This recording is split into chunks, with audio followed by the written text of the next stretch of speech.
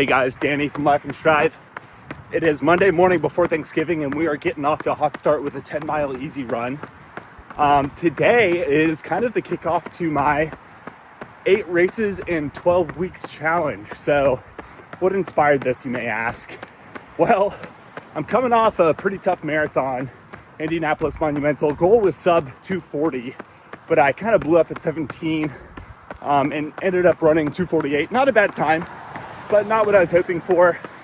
Really wanted that 239. So in a jolt of inspiration and maybe a little chip on the shoulder, I signed up for the Mesa Marathon. The Mesa Marathon is 12 weeks out from this week, and I wanted to get in the habit of doing those hard efforts on weekends more. So I signed up for a ton of races, spent a ton of money on local races, starting with the Turkey Trot on Thursday, and just super pumped to toe the line and flex that muscle of racing more and getting hard efforts out of my training while we're 12 weeks out from the Mesa Marathon. So here we go, excited to share the journey. I would say the key differences between the Indy training block and the Mesa training block are this. Mesa is shorter, 12 weeks. Indy, I was probably training for 6 months coming off a Memorial Day race called Bayshore, which is good. I think people should train year round, but I didn't mix it up enough with races in between. So that's kind of why I'm doing this. So number one, abbreviated block for me. Number two, mileage. So I peaked at 100 miles a week, probably like 5 or 6 weeks out was peak mileage. It wasn't intended to be that far out, but the way that the schedule shook out with work and everything and commitments, that's just what it ended up being with kind of an extended taper. So I hope to peak at probably around 90, might get up to 100 if I'm feeling froggy. Kind of tucking myself into it as this video goes on. There we go, boom, 10 miles easy, Monday morning. No better way to start your week. Cool thing I wanted to mention about this week, what makes it really special, not only is it kickoff week to the 8 races in 12-week series, not only is it Thanksgiving, but we are not only racing once, but twice this week. The first race is on Thanksgiving morning. It's a famous 6-mile race here in St. Louis, and it's called the Kirkwood-Webster 6-miler, and never raced the course before, but apparently there's a huge turnout for that. It's a great neighborhood in St. Louis, and I think the vibes are going to be off the chart. The second race is going to be on Saturday. It's a 10-mile race called the Alton 10 Mile. It's in Alton, Illinois, just across the Mississippi River. My friend, Coach Shank, who I'm coaching, he's also racing Mesa. He is going to be running it too. He's from there. So, all right, happy Monday, y'all. Let's go get it. Peace. Woo! Good job, Daniel. That's about my average cruising speed on my bike. Finished the Kirkwood-Webster 6-mile race. My watch came out to 5.86, so a little shy of the 6, I think, but hey, we'll take it. I think with all the uphills on that course, like, we're gonna count it. Might as well count it as a 10K because the last 3 miles of that race were absolutely brutally hilly. The lead pack I went out with, and probably the first 3 miles, we were out there like 5:35 pace, and that's when the first hill hit and the group split apart. So the first guy was, I think he was a college guy, and yeah, I think he finished in 32 something, but yeah, good race.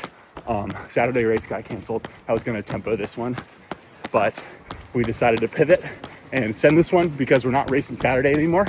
So we are pretty happy about the result. You know, could you always feel like you push a little more in the end? Yeah, of course, but honestly, very happy effort for Turkey Day. Cooling down now to get 8 miles of the day and kind of trying to figure out if I'm going to do my workout Saturday or Sunday. The Saturday workout could be a risky one because the weather's supposed to be terrible, hence why the race got canceled. So we're gonna see how it goes. There's Santa Claus. All right, hope you mean it.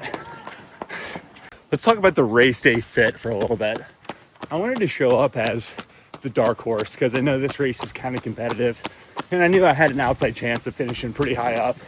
So I went with the cotton hoodie, Chicago. I got this from an airport on the way home from my honeymoon in Greece. Basically, it was so warm there. We got back to Chicago in the summertime in the middle of the airport, and it was freezing cold. We had a layover there for 3 hours, and I needed to warm up, so I bought this hoodie at the Hudson News. This thing has been a lot of places with me. One of my favorite hoodies. All right, alpha flies. Beat up alpha flies. Yes, the cotton hoodie to beat up alpha flies. It's all a ploy. I want everyone to get mixed signals, right? So if you have beat up alpha flies, these probably have 300 miles on them. You know, getting my competition's head of that start line a little bit. This guy's wearing a cotton hoodie. He doesn't know ball. And they look down like, oh, my guy knows ball. On Turkey Day, you can show up in a 300-mile pair of alpha flies because, you know what? It's not a peak race. It doesn't really matter. So, yeah, these shoes are great. I think that we can all get a little more mileage out of them than we think. And, yeah, they're great for days like this. Turkey Day, Thanksgiving run. I think it worked out. Came in 6th overall, so yeah. Good strategy for next time. Feel free to take that for yourself. That one's free.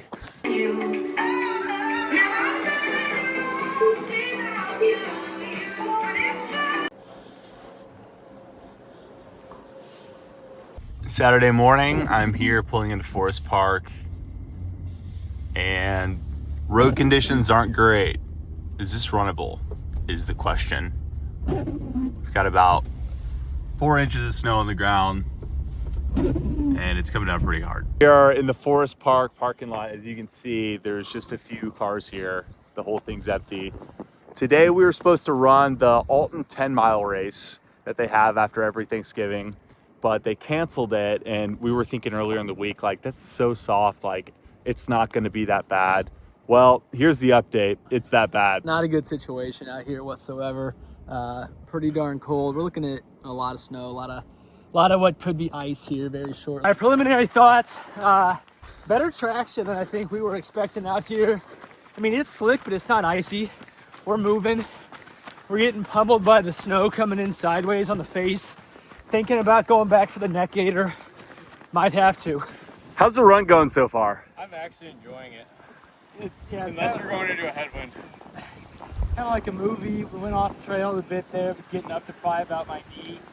To tell the kids, but Training for the 30 and over cross country series.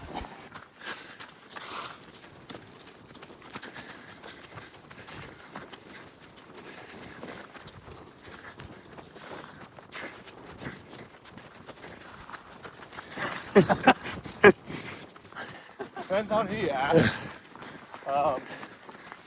Some might not even be out here right now, but that's kind of soft. But moving it to tomorrow, probably for the best of your health. Not trying to tear an ACL today, but yeah, you know, we live on another day.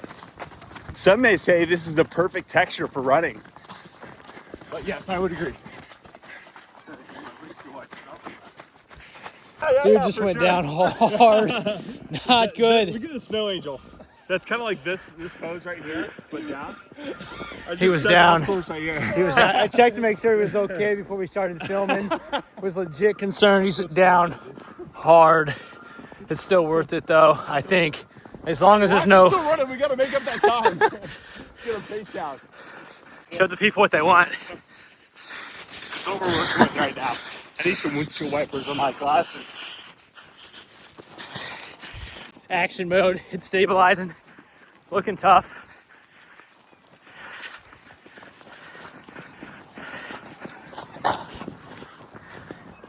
So we just got done with 7 miles easy. Did not hit the long run today. We're gonna try and hit it tomorrow when they have the park a little more cleared. Might just be 1 mile out and back repeats, but we got to do 16. The long run's got to get done. Now that I am soaked and cold, I'm going to go to Alex's hot tub and get a cup of coffee. It's gonna be awesome. See you there. We had such a blast out there running together. It was kind of like an old school snow day where you get off school and go sledding with the boys. So it was a ton of fun. Yes, I fell down. Actually, I didn't get this on video, but Alex and Ryan both fell down after me. So roles were reversed there. I got to laugh at them a little bit too. No one got hurt, thankfully.